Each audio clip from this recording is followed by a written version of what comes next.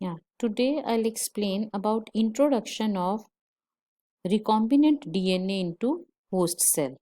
Now, first method is transformation. This method was given by Mendel and Higa in 1970. So, Mendel and Higa they found that if we treat bacterial cell with cold calcium chloride, then in this holes they can be created, and through these holes then recombinant DNA can move inside the bacterial cell. That means we can make bacterial cell competent to accept foreign DNA or to accept our DNA. So this is about first method, transformation. Second one is transfection. Now in this method, rDNA or foreign DNA is mixed with charged substances like calcium phosphate, calcium phosphate, or there can be cationic liposomes or DEAE dextran. In this way, DNA can be inserted in host cells. So there are other two methods also which can be used in plant cell or in animal cell. Now another method, third method is microinjection. In this method, there is no need of using any kind of vector. Directly rDNA or foreign DNA, any foreign DNA, it can be injected in plant or animal cell by using micro syringe. But this is done under phase contrast microscope so that our DNA can be inserted easily in plant and animal cells. Now another method is electroporation. Now in electroporation, as name indicates, is something which is related to electricity. Electroporation.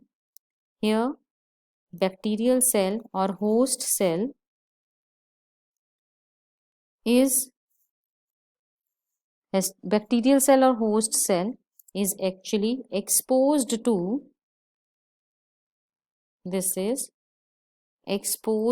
electric current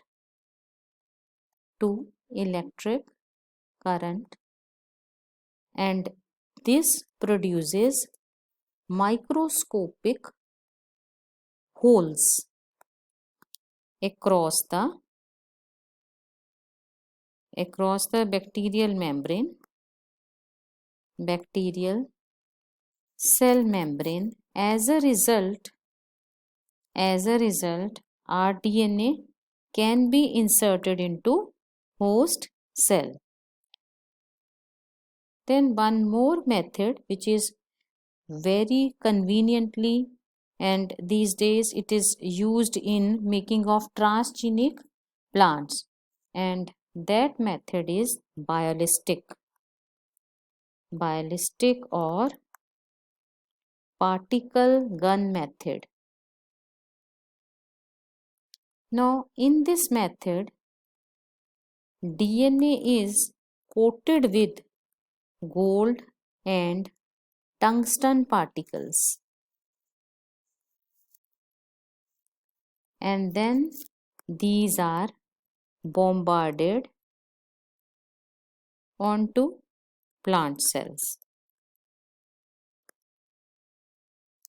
So I told you about 4 to 5 methods which can be used for the introduction of recombinant DNA into host cell, like first is transformation, where we make cells competent and we treat host cell with cold calcium chloride.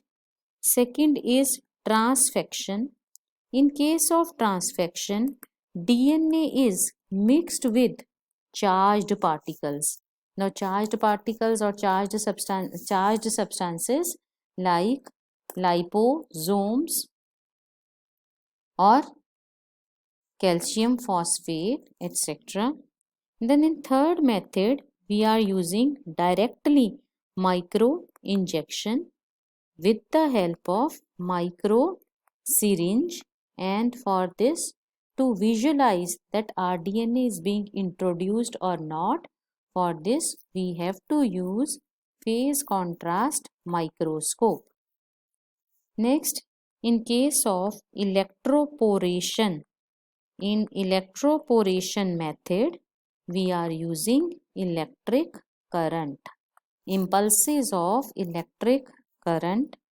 And last is ballistic method, where DNA is coated with gold and tungsten particles just to increase the velocity or speed while putting or bombarding DNA into host cell.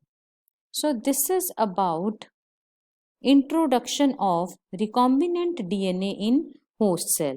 Now when we expect that our DNA is being inserted in host cell, then further we have to test whether this rDNA is inserted or not. For this we are using 3 methods for identification of recombinants. And in this we are using a very special process known as insertional inactivation. Insertional inactivation can be explained through PBR 322. Now in PBR 322 plasmid, there are two antibiotic resistant genes, tetracycline resistant gene and ampicillin resistant gene. Suppose gene of interest is inserted in this region, then after adding insert,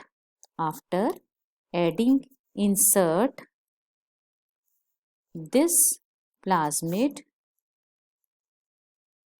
will be sensitive to, it will not be resistant now, it will be sensitive to tetracycline. How can we check it that now it is sensitive to tetracycline? For this, we have to grow this plasmid containing bacteria in E. coli, like in Petri plate. This is first Petri plate where medium, culture medium plus ampicillin is added and colonies. If we'll keep this plate overnight, then colonies will grow. Then we take a velvet sheet of same size and put it over the colonies, and colonies, they will be transferred over velvet sheet. Finally, we take another plate having culture medium plus tetracycline. Now put this velvet sheet over this plate, then incubate this plate overnight, and if you find that in this plate after 24 hours no colonies are growing. That means that recombinants have been inserted successfully. Another method to identify the recombinants is by using LAC-Z gene. Now, as we know that this LAC-Z gene is producing enzyme beta galactosidase. So, if we are using PUC19 as a vector where LAC-Z gene is there, and if gene of interest, suppose gene of interest, this is the gene of interest, is inserted in LAC-Z region, then normally what happens, LAC-Z produces beta galactosidase, and this enzyme cleaves a substrate X-gal. As a result, white colonies are produced. But if LAC-Z, because in LAC-Z region, if we will add insert, as a result, function of LAC-Z will be disrupted, then no enzyme like no beta galactosidase will be produced. It will not cleave X-gal. As a result, we won't be able to get white colonies, we'll get blue colonies. So just by checking blue colonies, we'll find that recombinant has been produced easily. Similarly, another method is there where we can add, along with the foreign gene, we can add gene for GFP. Means we are having insert plus GFP. GFP is green fluorescent protein. Suppose in vector, this is vector, here insert is there, this is insert, plus we are having GFP as a marker, and when we put this in a host cell, because if recombinant is there, then this colonies with recombinant, they will flourish because of presence of GFP. So in this way, with the help of insertional inactivation methodology, we can identify about the, by using insertional inactivation methodology, we can, in insertional inactivation, we can identify recombinants by three methods. One is through using antibiotic resistant markers,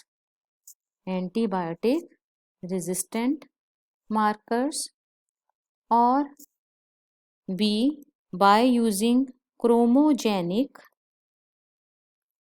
LAC-Z inactivation. Third is by using GFP as a marker along with gene of interest.